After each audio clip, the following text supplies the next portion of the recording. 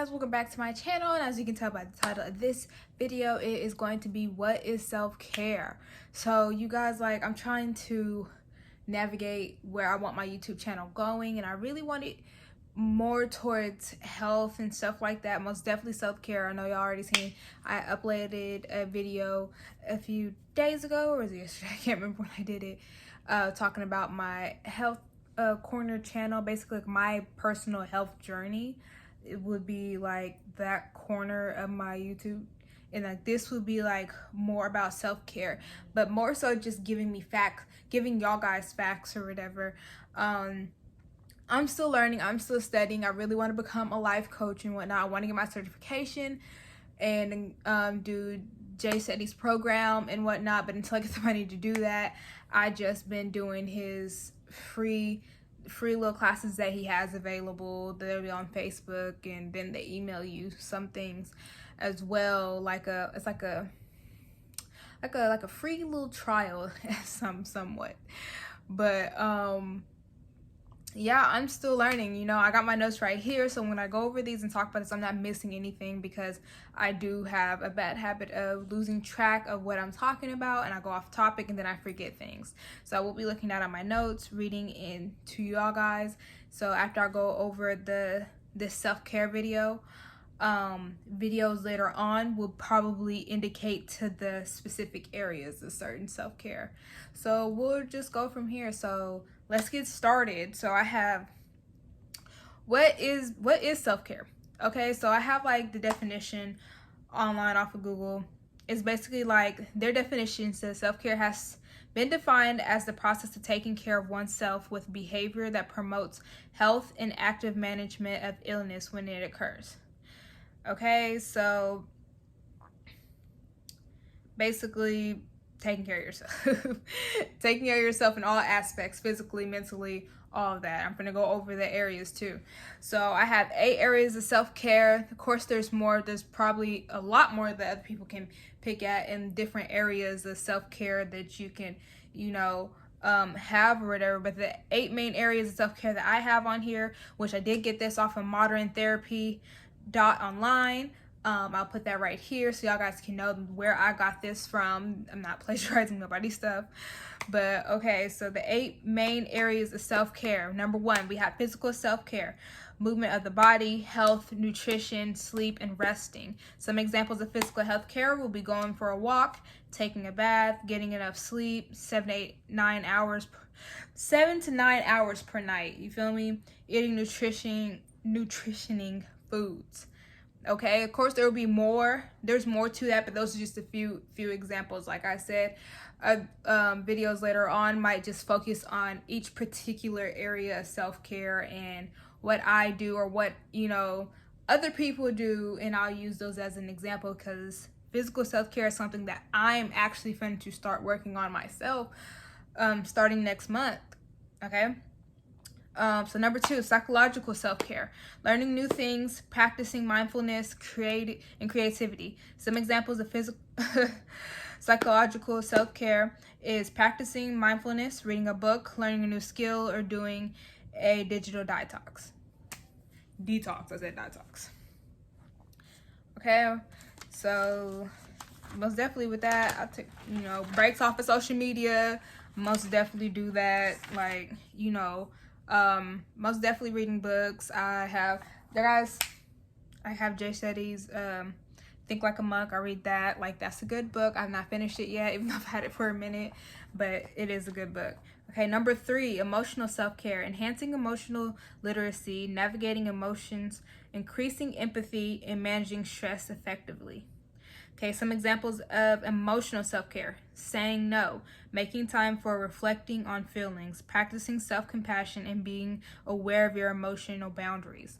This, for me, was a big one, and I feel like it's a big one for a lot of people, especially learning to say no when you are a yes person, when you're a yes man, and yes, you know, like you're just used to saying yes, you're used to helping people, you're used to just doing everything all the time. And I had to learn to be okay with saying no, okay, because it does more harm than it does good.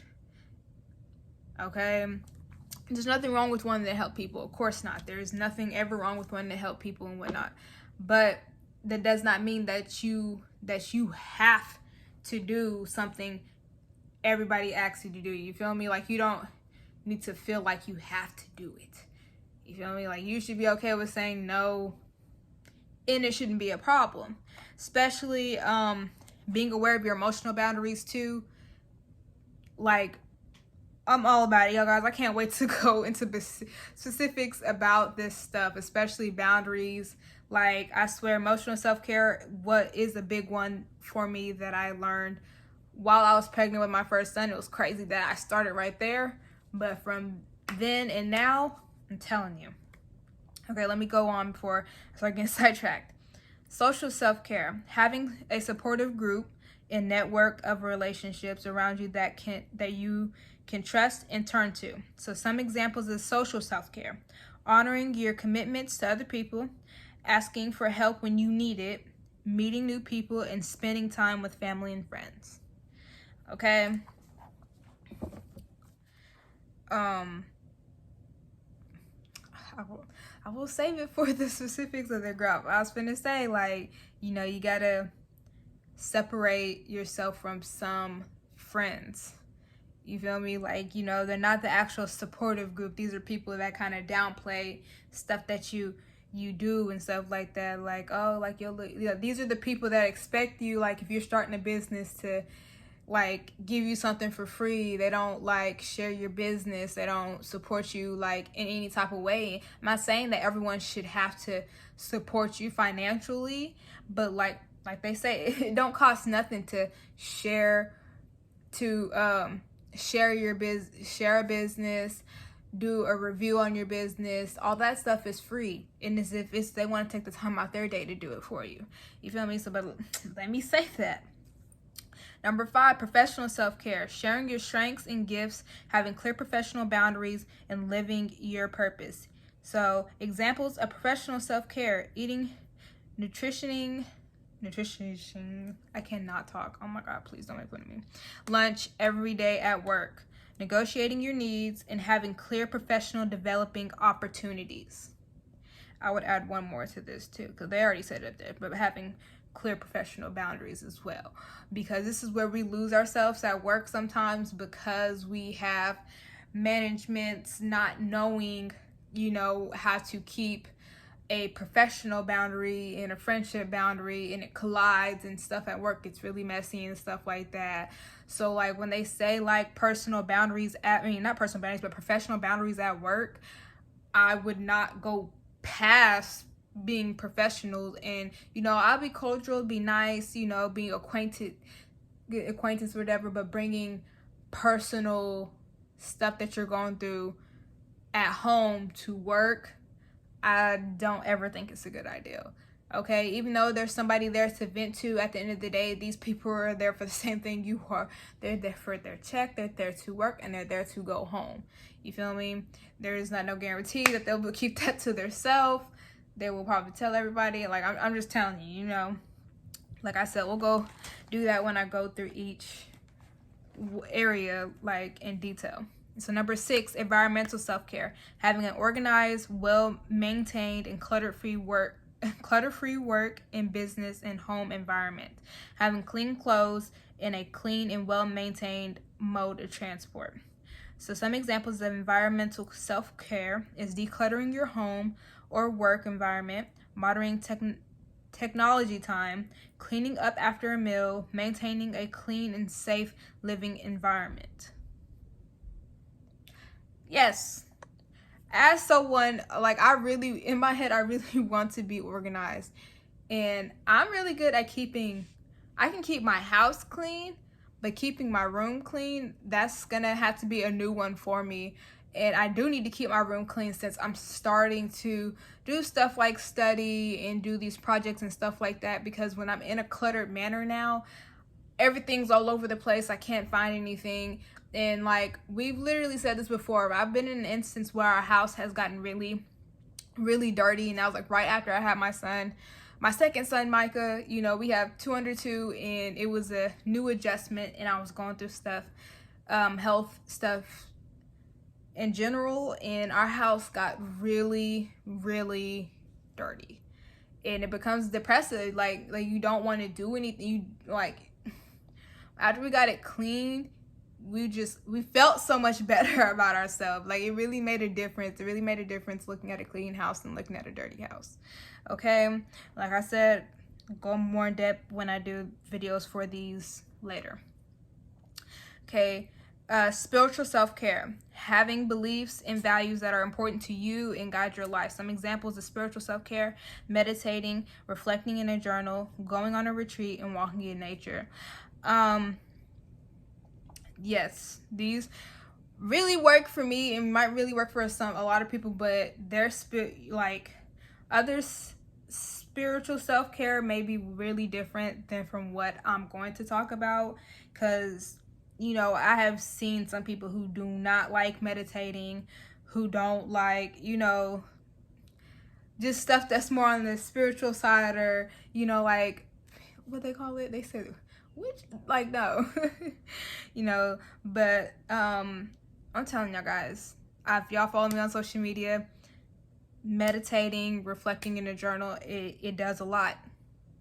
It really does a lot.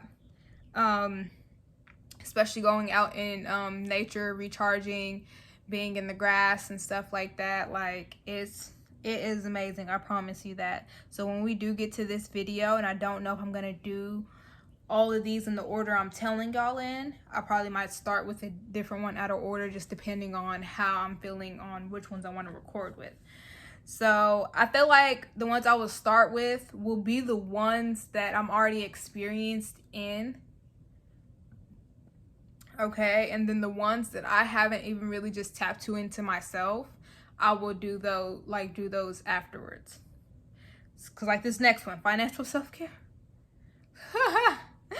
Anyways, financial self-care, being responsible with your finances and having a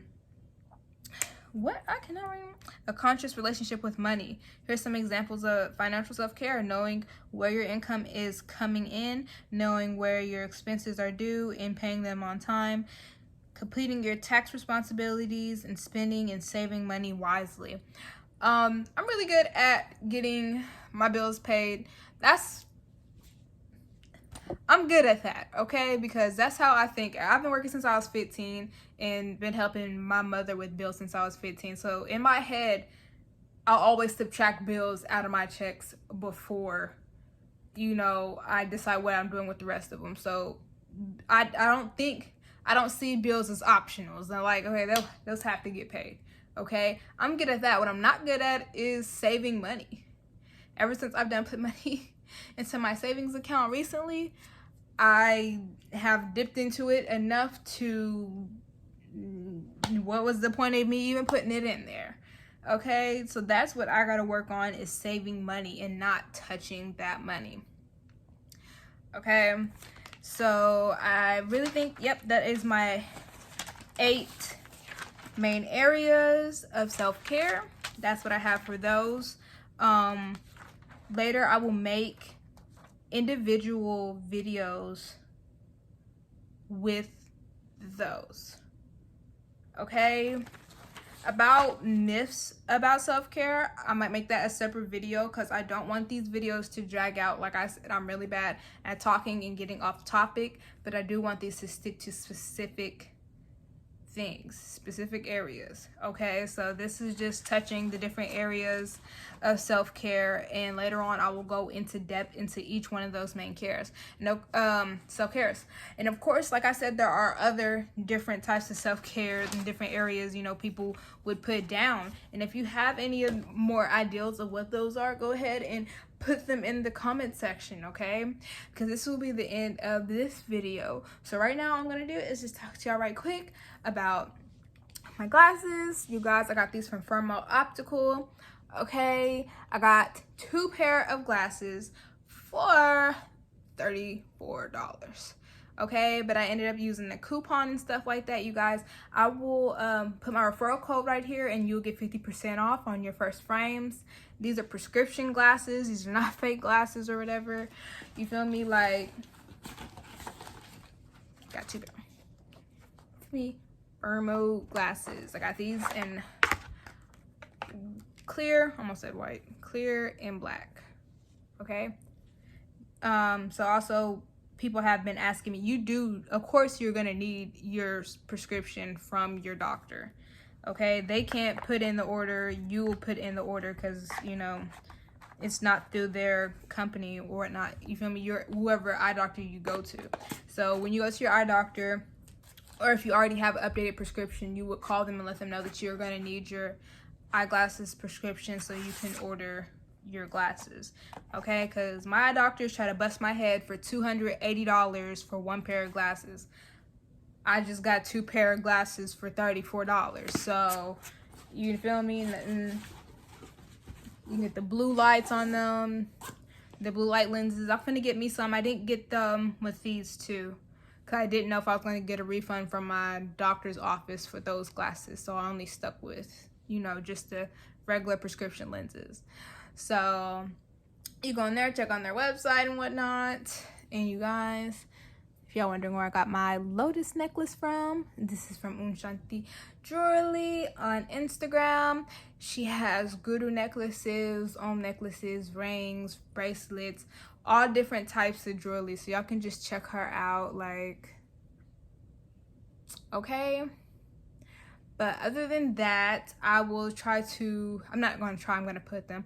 I'll put the link in my bio to, not my bio, but in the description for the glasses, necklace, and like I said, I already told you guys the website. I was reading those